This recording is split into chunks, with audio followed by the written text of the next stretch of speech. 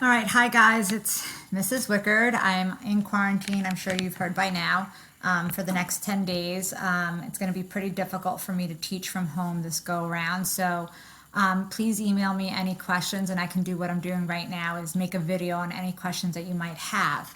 I did get a question from a student about number 7 on the review sheet. I'm also going to post Miss Vavrika's entire session in her class today, but I figured I'd do number 7 just for the student that needed it. And again, if you say, oh, I need this also, email me and you know I get it right away and I will make a video. All right, so here we go. We have cosine of x minus 2 sine of x cosine of x equals 0. So the first thing I want you to do is identify whether this is a first degree equation or a second degree equation. And right now, it's definitely not a second degree equation because I don't have anything squared. So I'm not thinking 4 answers.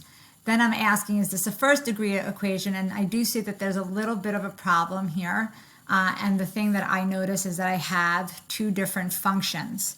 So we know we can't work with 2 different functions simultaneously.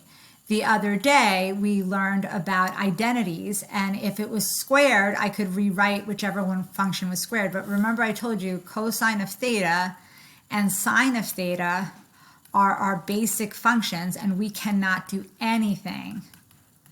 We cannot do anything with that. So I have to just try to factor. Even though this is a first degree equation, I'm going to try to factor. So when you look at this, you go, okay, oh, do I have a GCF? You actually do have a GCF. I have cosine in both. So you're going to divide out by your GCF. And when you divide out the cosine of x, I'm left with 1, because anything divided by itself is 1, minus 2 sine of x equals 0. And now you go ahead and do your t-chart, and you get cosine of x equals 0. 1 minus 2 sine of x equals 0. And then you're going to take 1, you're going to add the 2 sine of x over, or you're just getting that sine of x isolated. So over here you have that sine of x is equal to 1/2, and cosine of x is equal to 0. All right, so in this case, you want to look at these as 2 different problems. You want to just concentrate on this one, and you have that cosine is equal to 0. Now remember, if it's 0, 1, or -1 that sine or cosine is equal to, that's telling you look at the unit circle or look at your graph. I'm going to look at my graph. Now, to also take a note at the domain is in terms of pi, so that tells me I want to solve this in terms of radians. So I'm going to label my x-axis in radians. 90, which is pi over 2, 180 is pi, 3 pi over 2, and 2 pi. You got 1 up here and -1 down here. And your cosine curve, your cosine of x curve looks like this. Starts at the max, ends at the max, in the middle at the min, in the middle of those 2 at the midline, and this is my cosine of x. When is cosine of x equal to 0? Here and here. So the solution for this one is x equals pi over 2 and x equals 3 pi over 2. All right, so that is the solution for this root. Now we're going on to the other side, and I go, okay, this is one solution, this is another solution. And now we're going to look at this and say, okay, sine of x is equal to 1/2. This is where you're going to say, all right, sine is positive in the first and the second quadrant. If you have to use a calculator, you can. You're allowed to use a calculator tomorrow. It's going to tell you 30 degrees. If you're doing it degrees, you should know that 30 degrees in radians is pi over 6, okay, so that's my reference angle. So you put your reference angle, or you know that chart, and that chart you could just pull it off very easily. So you put your reference angle here, and you get, remember quadrant 1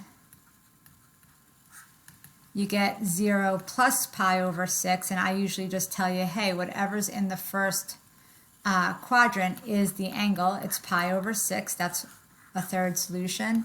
And quadrant 4 is going to be pi. You always address the x-axis, not quadrant 4. Oh boy. Still able to make mistakes even when I'm live recording.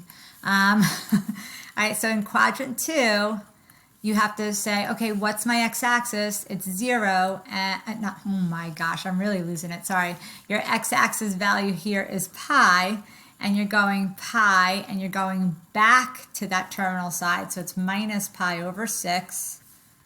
Let me extend this, and so then you need a common denominator, so that becomes, so this pi becomes 6 pi over 6 minus pi over 6, and you get 5 pi over 6.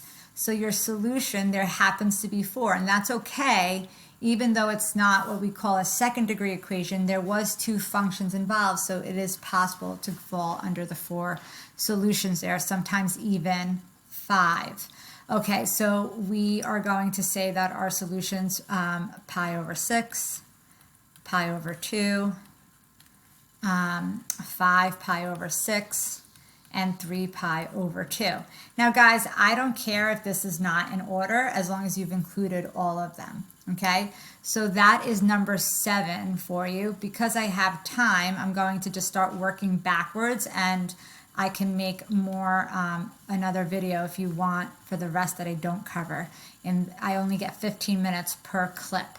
So here guys, in terms of pi, what's the solution? So I know I'm dealing with radians, and I see it's a quadratic, so I'm thinking it needs to be set equal to 0. So I got sine squared of x minus 3 cosine squared of x equals 0. So I see that, and I go, okay, it's already set equal to 0, but what is my major concern right now is that I have 2 different functions. I have a cosine squared of x and a sine squared of x. Both can be changed. You're going to pick one. I don't care if you decide to move sine squared so that it looks like cosine, or cosine squared so that it looks like sine. In this case, you have a choice. I would just leave the sine squared of x there, minus 3, and I'm going to replace cosine squared of x. Well, that's only going to happen by the identity. Remember, you had sine squared theta plus cosine squared theta equals 1, and then I said a derivation of that in our notes on Friday was that cosine squared theta is 1 minus sine squared theta. So that's 1 minus sine squared theta. And so you get sine squared of x minus, sorry, I'll just make this an x because we're just talking in terms of x. Now be very careful. If you're going to make a mistake, it's right here. You're distributing a negative 3, not just 3. So that becomes negative 3, and that then becomes plus 3 sine squared of x equals 0. Okay, so when you do that, you go ahead and combine like terms. So I end up getting 1 sine squared of x, and 3 is 4 sine squared of x minus 3 equals 0. Now, it's a quadratic, so I should factor it. If I should set it equal to 0 and factor if it's possible, but I don't have a GCF, it's not dots, it's not try-by. We've run into this problem before. If you only have one function squared, you're able to isolate that. So in this case, it's going to be to my advantage to go ahead and just isolate the sine squared of x. And I start by adding the 3 over. I then divide by 4. I get that sine squared of x is equal to 3 over 4. And I do believe we did a problem just like this in class. You square root. When you square root, you get 2 answers, plus or minus the square root of 3/4. Well, the square root of 3/4 is the same thing as the square root of 3 over the square root of 4, which is the square root of 3 over 2. So sine of x is equal to plus or minus the square root of 3 over 2. Okay? Those are 2 solutions. So you need to kind of rewrite it as 2 problems. Sine of x equals rad 3 over 2. sine of x equals negative rad 3 over 2. Okay, and so now we're going to inverse. All right, this is off your special right, so you really should know at this point that when I inverse, or the angle that gives me rad 3 over 2 for sine is pi over 3, which is 60 degrees. And we say that's positive, so that's happening in the first and the second quadrant, and you're putting your reference angle there, pi over 3 and pi over 3. So now I have two angles for this one, quadrant 1 and quadrant 2. And quadrant 1, it's just a reference angle, so pi over 3 is one solution. And here, it's going to be your x-axis of pi minus pi over 3, which is going to be 3 pi over 3 minus pi over 3, which is 2 pi over 3. Okay, so that's that one. Here, sine's negative in these two quadrants. The reference angle is still just the pi over 3. And if you're not sure, you're just inversing the rad 3 over 2. Remember, you never inverse the negative. It's going to give you 60 degrees, and it's going to be up to you to change its radians. And so then you got quadrant 3 and quad 4.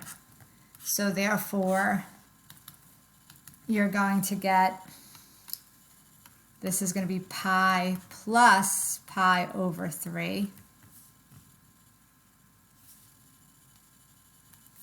Just moving this down. And then we need a 3 pi over 3, a common denominator, to add those together. So I get 4 pi over 3. And here we get that in the fourth quadrant, it's 2 pi, and we're working backwards. So this is going to be 2 pi minus pi over 3, which then is 6 pi over 3 minus pi over 3. It's 5 pi over 3.